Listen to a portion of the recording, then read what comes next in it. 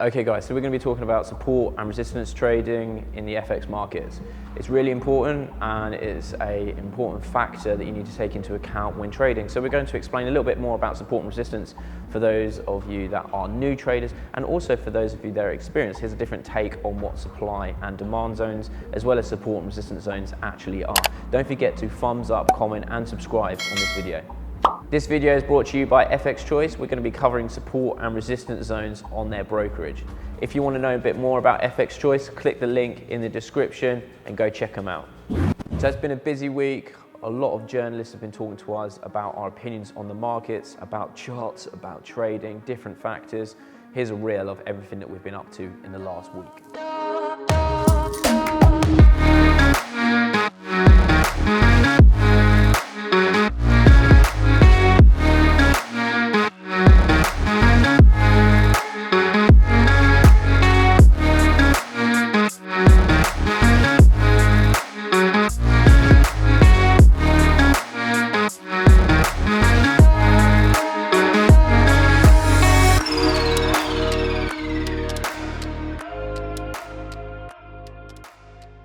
Okay, so support and resistance zones in FX trading is a fundamental factor that is really important, and actually support and resistance zones are both technical levels as well as fundamental levels. These are usually whole numbers, psychological levels where traders are watching. You know, if we take the pound dollar, for example, a big level is like 1.37 as an idea.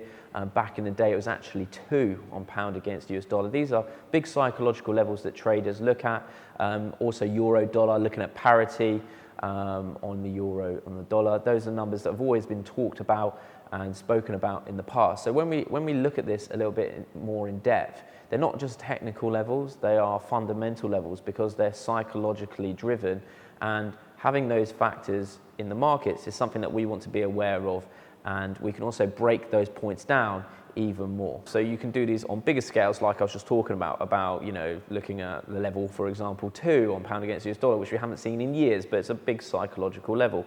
Or, you know, we can break that down to what I just said, like 1.37, or we can go even further and break those technical levels down to what we call GMT, Greenwich Mean Time Pivot Points, which is UK day by day technical levels, which are calculated based off of the previous day. So when we look at these levels, you'll see how price bounces and reacts to these. It's usually like a magnet, so it will either reject them or it will attract them. So usually we have what we call the pivotal point on a daily basis, and as you can see by my hand motions, it's like a seesaw. You know, once we see that level, the pivotal point, if price is trading above that pivotal point, then we are bullish in sentiment based off of yesterday's trading activity. If we're below that grey line, which is the pivot point, then we are bearish, and that is based off of yesterday's sentiment. So usually if it opens below or above that level, it's usually setting the trend for the rest of the day, unless obviously there is other factors, fundamental news releases, which can push price above or below it. But once we are above those levels, we are working within that zone. For example, if we are trading above the pivotal point, we're looking for price to go to R1, which is resistance 1. If it goes above R1, our next target would be R2, and then R3, so on and so forth. And we talk in these levels of R1, R2, R3, and then on the downside, we have S1, S2, S3. And these are support levels that we can see where price could be potentially turning around. Let's say we're in an uptrend and price is moving to the downside. The place that we'll be looking to potentially buy for this to then go back up would be at S1 or S2 or S3, depending on the price point that we're trading at. So these levels are super important. What we're going to do now is we're going to head over to the charts and we're going to go and explore the support and resistance zones a little bit more, and I'll walk you through a step-by-step guide of how we can plot these on the charts, and also the 2 variations of support and resistance levels, both singular lines and also zones. Okay, so we are on FX Choice. We're on their brokerage. We're looking at a chart here, and we're going to look at euro against the US dollar. So as I was talking about a minute ago, we're just going to look at the daily, and these are levels that are highly respectable, and we're going to use just a simple draw horizontal line tool. And as you can see here, you can see there's a support zone there, which is actually the 116 level. So if I was to move this down, you'll see that how actually it's roughly on 1.16, which is a whole number, and you can see how price has bounced off this a few times.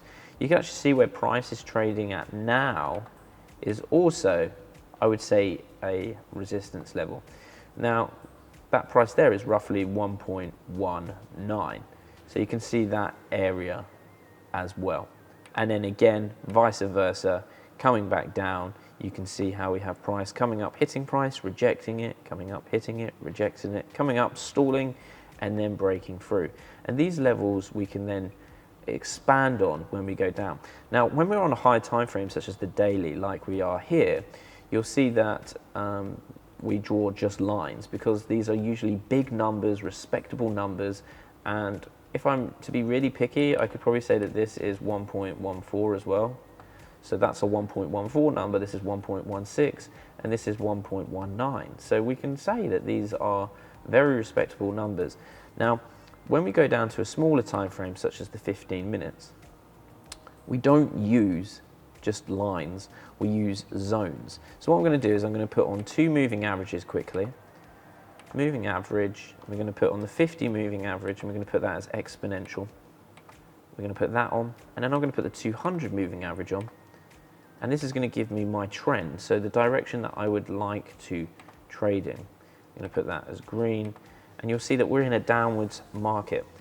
So what do zones look like? What I'm going to do is I'm just going to zoom out just a little bit so I can see a bit more of the bigger picture of what's going on. Now, if I go into indicators, I want to go down to shapes, and I want to get the rectangle tool, and I'm going to draw in levels, and you can see that's sort of a level around there. Price has broken above it. I could probably make that a bit wider and go like that, really, couldn't I? Let's draw that a little bit better. It goes onto your object list, so just be careful of that so you can see where it's living.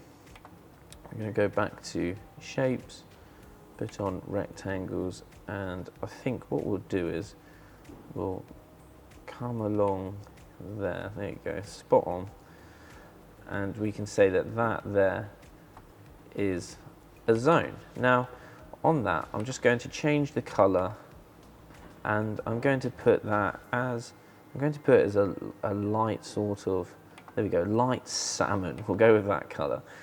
There you go. So you can see how it was over here, support, wasn't it? When price was in an uptrend, we can see that. Let me just untick these boxes. You can see how when price was in an uptrend, the 50 was above the 200, price comes down, tests it, comes down, tests that zone, comes down, tests that zone, and then pushes up and moves higher. Once price then comes down and breaks through that level, it goes back up and tests it from the other side, turning support broken into resistance. So what you want to do is you want to highlight these zones when you're trading, and they could be sort of as thick as you want them to be, but they need to be respectable in those areas. So I'd probably be able to draw one in here as well and go somewhere along there. And you can see how price has been bouncing up, hitting it, coming down, hitting it, coming down, and going back up again and hitting it. These are what we call support and resistance zones, and I tend to draw the zones on anything sort of below, you know, the hourly, 15 minutes and 5 minutes, so you can see how respectable they are within those levels. And you'll find that price just bounces off of these places, and it happens very frequently. We can see one here which is quite clearly a resistance level, where the grey line is, hitting up, breaks through, comes back down and tests it. So let's draw that in as well.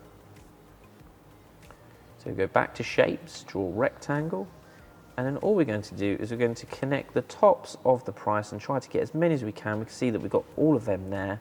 And what you'll find is if we go all the way across, can you see how price is respecting that? Where it's come up, hit the price, hit it again, again, again, and then it's broken through it quite aggressively, come down, treated that as support, come down, treated that as support, and then gone back higher again. And again, we can probably draw one straight across here where we've had multiple rejection zones as well. So if we go back to shapes, we go back on here, and all we're going to do is do that. And we've got one there as well. And so these levels are very important to highlight on your chart because they are potential reversal points in the markets. It could be a place where price has been held up, like here, where it's held up and it's stopping price going lower, or where we potentially are in a buy trade here and we go, where is price going to reject first? And it's going to reject roughly the previous high. And we can see that zone getting rejected there. And again, if we was to have bought back in down here, we would have looked to target the previous high. And we can see how price stalls around these zones. And this happens time and time again. You can see that this is pretty much happening here as well. So if we go insert and we go back to shapes, rectangles, you'll be able to see that how we've got another level there, haven't we? Where price has been ranging between those zones, and we can carry on doing this time and time again.